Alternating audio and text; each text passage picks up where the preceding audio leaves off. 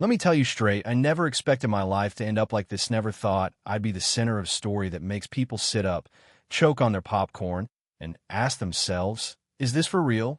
Yeah, that happened. And let me tell you, it all started with a wild stallion named Thunder and a kid in a wheelchair, which just so happened to be me. Picture the Silver Ridge Equestrian Showcase, buzzing like a beehive, grandstands packed with folks who came to see a show, but wound up witnessing something they'd remember for years. All eyes were glued to the arena, where Thunder, this beast of legend, snorted and kicked, black as midnight, muscles rippling totally untamed, fresh off the Nevada plains. Trainers had tried everything: ropes, whips, tranquilizers, you name it, but Thunder wouldn't yield. Not even a little. He'd just buck harder, snort louder, wild as the wind, and honestly, part of you couldn't help but root for him. You know what I mean?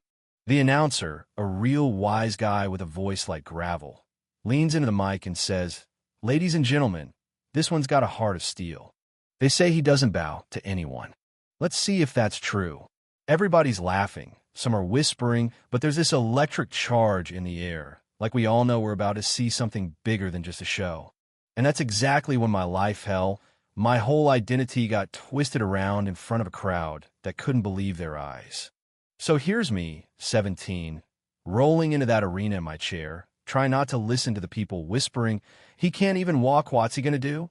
There was a time I would have cracked a grin and proved them wrong, but after the accident, well, let me back up a sec. 2 years ago, I was a hotshot rider, champion at every show, never scared, never slow. Then one Saturday, just kids being stupid, racing ATV's own sharp turn, and I'm flying, then I'm not. Doc said I was lucky to be alive, but lucky doesn't mean whole. I lost more than my legs that day. I lost my spark. My mom, bless her, kept trying therapy, pep talks, family gatherings I couldn't wait to escape. She brought me to Silver Ridge, hoping I'd find a little light again. I showed up, but my head was somewhere else. That is, until I saw Thunder. I don't know what hit me. Maybe it was the fight in his eyes, the way he stood tall, proud, refusing to bow same way I used to be.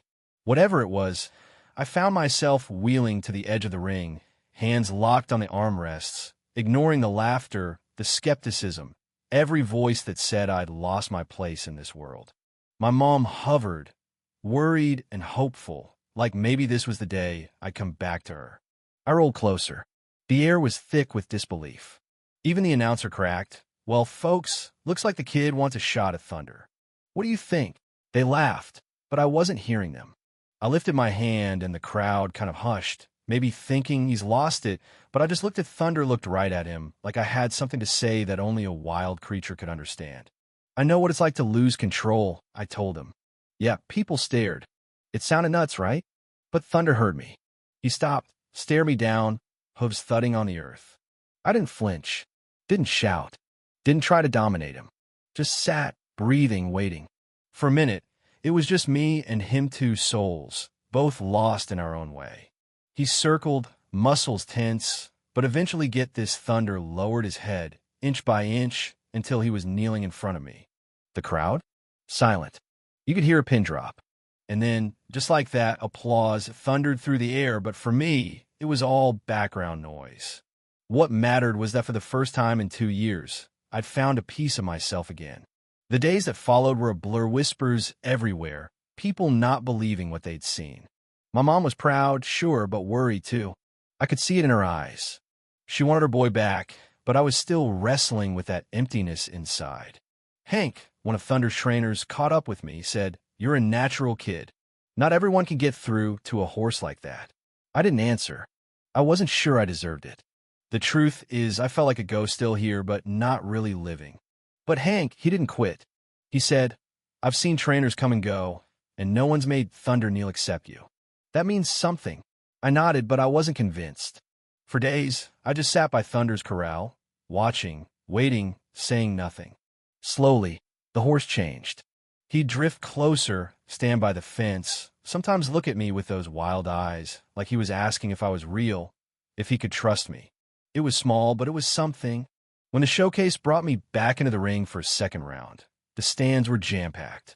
The crowd wanted to see the wheelchair kid do the impossible again. I was scared, No point lying. What if it had all been a fluke? What if Thunder didn't respond? What if I failed in front of everyone? But when Thunder came in, head high, fire in his eyes, I didn't back down. Didn't reach for ropes or whips. Just waited, and then I spoke. I'm not here to force you, Thunder. I know what it's like to be scared, to feel trapped, but I'm not here to hurt you. He circled, nervous, but the one careful step, then another came closer. Not tamed, not beaten, just trusting. He lowered his head, and the crowd lost it. But it wasn't for them. It was for me. For us. Word spread fast. Videos popped up everywhere. Boy in wheelchair tames wild stallion. Some called it a miracle. Some called it luck. And then, of course, the backlash hit. Trainers claimed it was a stunt, called me reckless, said Thunder wasn't really tamed, that I was risking everything for attention. It hurt, you know. I never wanted fame, never wanted to be a symbol for anything. I just wanted to feel alive again. Hank found me one day, hunched in the stable, listening to my doubts. He said, "You've got something no one else has, Julian. That's real. The critics don't see it, but Thunder does. Don't let their doubts become yours." And for the first time, I believed him. I knew this wasn't about being a hero. It was about healing and Thunder, both scarred, both needing to trust again. So I kept going. Not for the cameras. Not for the applause. For Thunder and for me. When the invite came for the state equestrian championships, I almost turned it down. The thought of competing again without my legs, without a saddle, was terrifying. But my mom said, this isn't about winning. It's about showing who you are now. You and Thunder, you've already won. So I rolled out there, no expectations. Just me and Thunder side by side. We performed no big tricks, just moving together, slow and steady, showing the world what trust looked like. The crowd went quiet, like they knew something special was happening, something you don't see every day. And when it ended, the applause was huge, but it was Thunder's steady presence by my side that meant everything. Afterwards, our story went viral. Clips of Uzmi in the chair, Thunder beside, mess spread everywhere. The real twist came when a nonprofit invited us to their equine therapy center. We met kids with every kind of challenge, physical, emotional. There was one little girl, Sophie, who didn't talk, wouldn't connect with anyone until Thunder lowered his head and let her touch his mane. She giggled, just pure joy, and I swear there wasn't a dry eye in the barn. Another kid, Eli, paralyzed like me, smiled for the first time in months as he led Thunder around the ring. These moments, these were the real rewards. By the end of the day, the director told me, "What you and Thunder have done here is a miracle. You've given them hope." And suddenly I saw what started as a way for me to heal had become something bigger.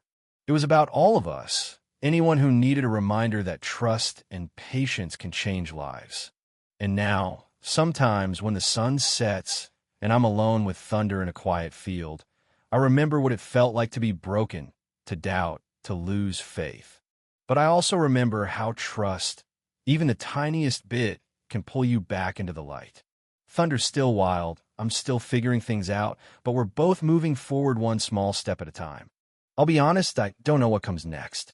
Maybe there's more backlash, more doubters.